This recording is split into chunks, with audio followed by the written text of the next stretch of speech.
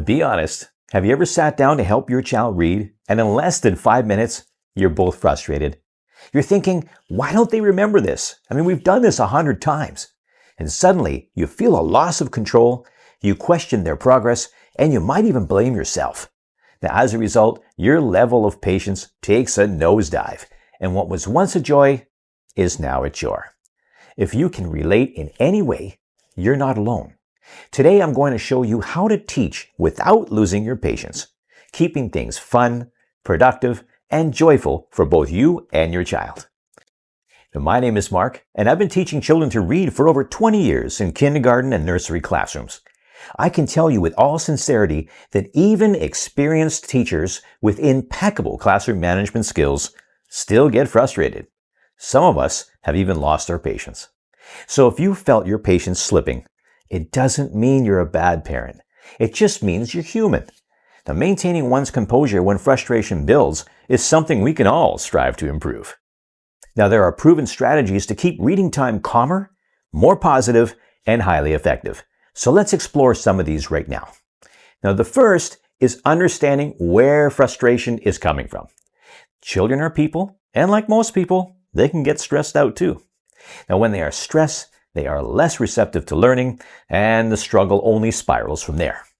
Now, as a parent, your intuitions and insights will be far more acute than most teachers. You know your child better than anyone, but at times, it still might be a challenge to pinpoint the source of their anxieties and stress.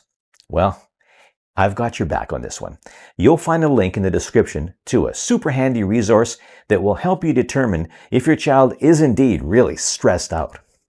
Now, other general causes of frustration include the following.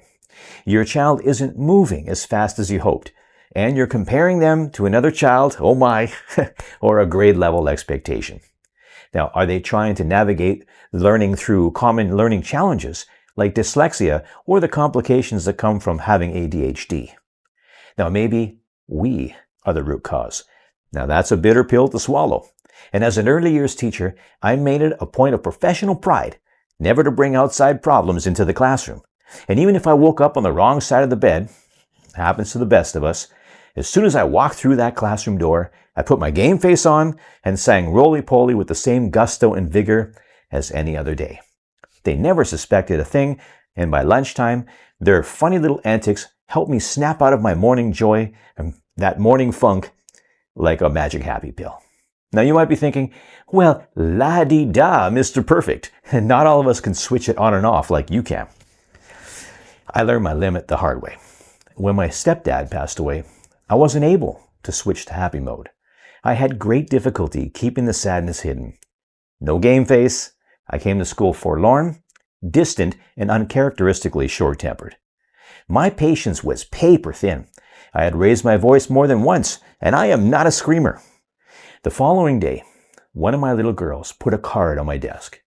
She drew two versions of me, sad me and happy me.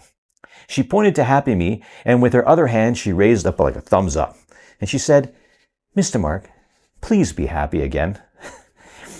I had to fight the tears back. But the point was made. I was the root cause of all the frustration I felt.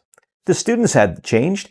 They were still the same wonderful children, eager to laugh and learn, and as it turns out, way more intuitive than I gave them credit for. Now, this humble 4-year-old helped me snap out of it, my joy and patience returned, and it even helped the healing process too. Now, if you feel that you've been taking your frustrations out on your children and can't seem to pinpoint the source in them, well, it might be time to look inwards. Now, remember that when we are on edge, even the smallest mistakes feel way bigger than they actually are. Now, recognizing the root cause of our frustrations allows us to readjust either our own thinking or the way we teach. Now, this brings us to the next point. Short and sweet lessons win every time. One of the biggest mistakes parents make is pushing reading sessions too long. A tired, wiggly child plus an anxious parent, that is a recipe for conflict. The fix: keep lessons short. 10 minutes a day is enough for young learners. And here's why. Children learn best in small, focused bursts. A short, positive lesson that ends with a win, it builds momentum. A long, frustrating one, tears it down. Think consistency, the short sprint, not a marathon session. I like using the analogy of a funnel. How would you fill a large water jar when the opening is very small? You would use a funnel.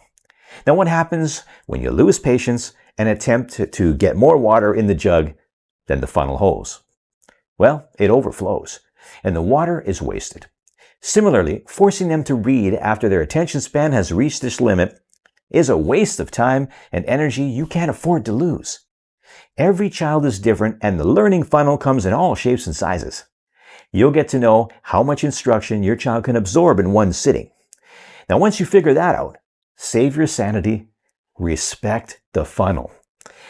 The next is to shift the focus from perfection to progress. Often we lose patience because we want our child to get it right every time. But real learning is messy. Kids will forget, mix things up, and need review. That's normal. Instead of thinking, they still don't know this, reframe it and look for those silver linings. Look how much more comfortable they are compared to last week. Even as an adult, I suffer from the occasional all or nothing attitude. Has to be perfect. Has to look perfect. Has to sound perfect. I get so focused on the end result, this obsession blinds me from seeing signs of progress along the way. Now, I'm certainly not enjoying the journey when all I can think about is the destination. And many times I've had to remind myself that perfection is a goal that may never be reached.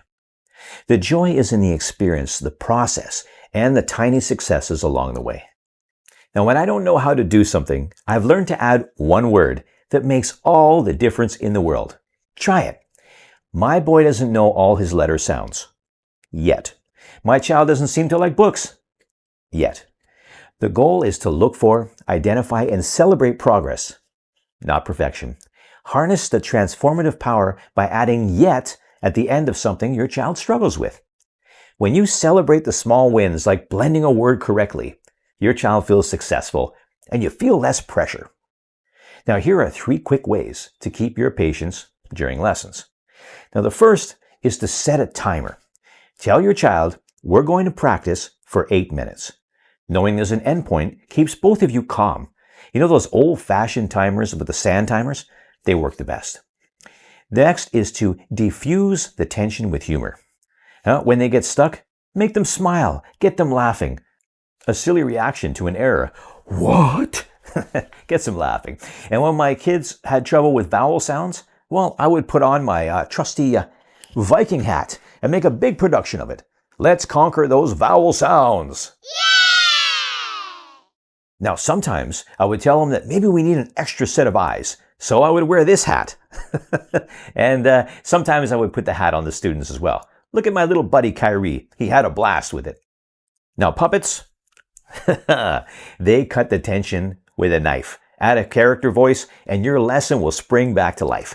Imagine the contrast if we had lost our patience and just shouted. Now, next is to end with a win. I mean, you can choose to ignore the error. You fall back and have them read words they know well. Now, here's a way I love to correct errors. If the troublesome word is had, help them blend the add word family at the end, and then switch the initial consonant sound. For mad, sad, dad, fad, bad. Then throw in that H. You sneak it in. I call it the sneak attack method. And if they read had correctly, end there. Unless, of course, they are eager to continue. Otherwise, pick up where you left off the following day. It's that easy. Now, putting this all together, we want to try our best to find the root cause and the frustration in your child, maybe their stress, or be willing to accept that maybe it's us, maybe it's our own thinking that needs to change. Frustration comes also from pressure and unrealistic expectations. And keep lessons short and sweet. 10 minutes is plenty. Focus on progress, not perfection. And we can use practical tools like timers, humor, and end every lesson on a win. Look, even if you lose your cool once in a while, that's okay. It happens to the best of us. The fact that you listened to me this long means that you have identified it as an issue and you're seeking to create a calm and inviting learning environment for both you and your child. What a humble and loving parent. You are exactly the type of person I love working with, and I have helped parents just like you successfully teach their child to read and enjoy every milestone along the way. I hope you felt encouraged, and remember my free stress checklist in the description below. Now, what causes you to lose patience? Well, any comment, question, or concern is welcome on my channel. Please type it in below. I look forward to hearing from you, and stay wonderful. I'll see you next time.